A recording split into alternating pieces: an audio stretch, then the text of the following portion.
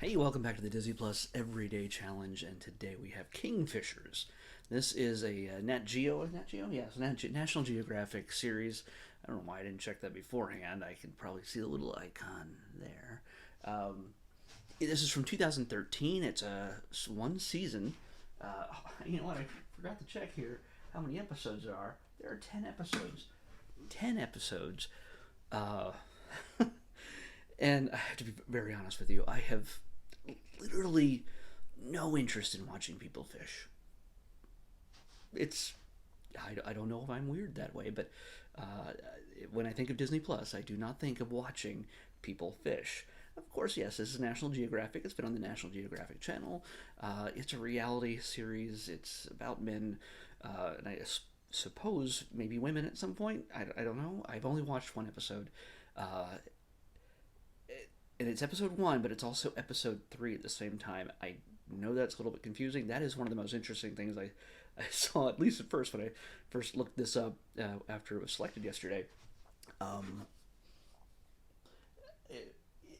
Episode one is episode three. Episode two is episode two. Episode three is episode five. Episode four is episode four. Um, Episode five is episode 10. So you get the idea. This is very strange. That's just the how it's all set up. I have no idea why they're all out of order. Uh, if they're all out of order, or if they're just named weird, like somebody's just screwing with us at Disney Plus. I have no idea. But that has nothing to do with the content of the thing. Like I said, I have literally no interest in watching people fish, even though sure, it could be exciting. I fished a little when I was very little, but it was never something on this level. And yeah, sure, when you're dealing with big fish and trying to reel it in and doing all this stuff. It's very dramatic, and they make it into a competition, and they involve three guys in three different areas from three different parts of the world, competing against each other in areas they're not used to, and fishing some fish they've never fished before. So, what I do find interesting is that this competition does not involve them actually just fishing, reel them in, checking them out, taking them home, cooking them up, or displaying them on their mantle or anything else.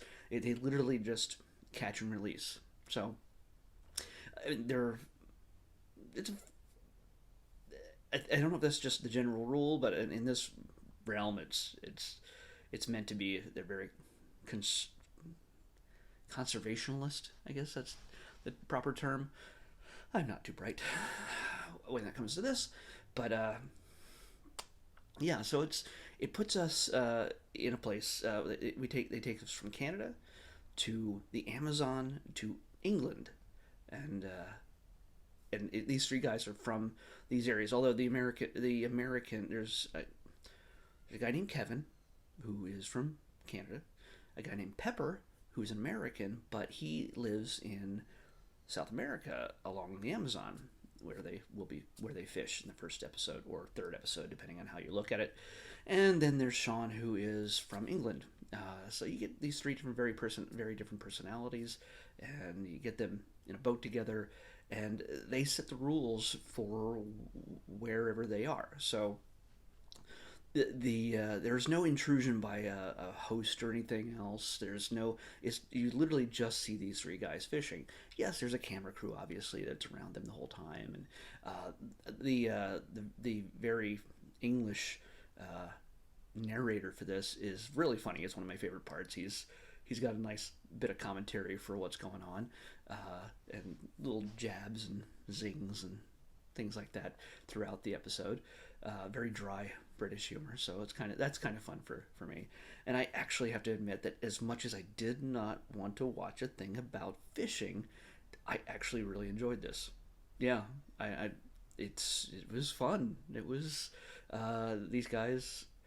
Yes, everything is kind of pumped up with the music. The music's really good. Very dramatic. The guys sort of, I don't know if they have to downplay their personalities or upscale their personalities. It might be both, in depending on who they are. But yeah, they there's a little bit of tension and conflict every once in a while. They start out as buddies for the most part, and then it gets a little bit more. So it's not about just the fish. So in the competition and the rules they create in each of their fishing locations, each of their countries, um, they they have to also they set the rules as to how somebody wins. Is it the most fish? Is it the longest fish? Is it the heaviest fish? Is it whatever?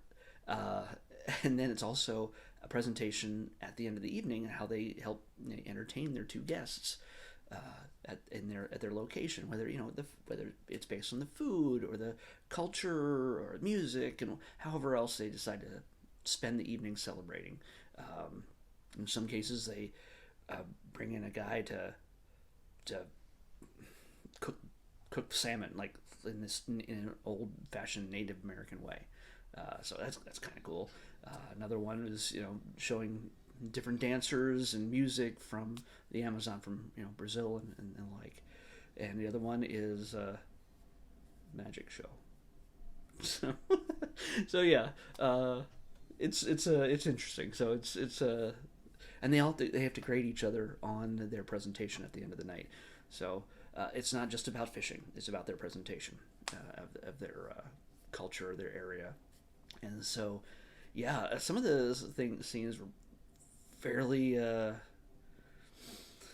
intense when it came to the fishing, especially the white sturgeon in Canada.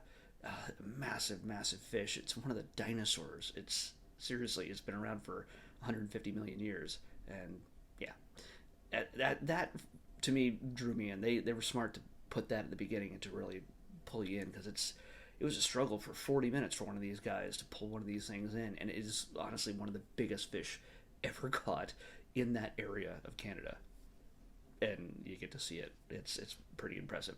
Some of the other moments throughout the thing were not impressive, especially to the guys who were fishing, but I'm not going to ruin that to you, ruin that for you. So if you're at all interested in fishing and dudes, talking smack with each other about fish, and it's very rated G. There's nobody's cussing up a storm or anything else. So it's I'm pretty sure they edited around any strongly verbal moments, because there's certain levels of frustration and certain levels of tension every so often. But yeah, if you're interested, if you like watching fishing, and you're like, you got a dad who's just like, I don't want to watch Disney Plus with you anymore. I'm sick of you watching Disney Plus. Well, guess what, Dad? We can watch Kingfishers. If you're interested in fishing, if you got a fishing type of dad or uncle or grandpa or whatever, watch Disney Plus with them, and watch Kingfishers. You might both enjoy it. It's actually kind of good. I didn't expect to say that when I saw this selected yesterday, but it's good. So, yeah, 10 episodes, 2013. We'll give it a shot. But it's not something I'm going to come back to and watch other episodes unless I'm really, really bored. There's a lot of stuff on Disney Plus that we got to get through, and as much as I like it, I don't like it that much. But if it's your thing, you might really love this. So, if you're the fishing type. All right, let's pick tomorrow's episode. 379. Yeah, I forgot she says it for me. 379. All right. 379. 379. Wow. Okay, we have actually watched the sequel to this way back. Yeah. We watched, this is one of our earliest things. But we watched the sequel, and for some reason the original was not available on Disney Plus yet, and it has been added in the past year. So we're going to watch this. It's the Nicolas Cage starring National Treasure. So yeah, National Treasure. We're gonna see the original. We're gonna steal Declaration of Independence. That was a bad. That was a bad one. So yeah, all right. We'll see you back here tomorrow on the Disney Plus Everyday Challenge with National Treasure. See you then.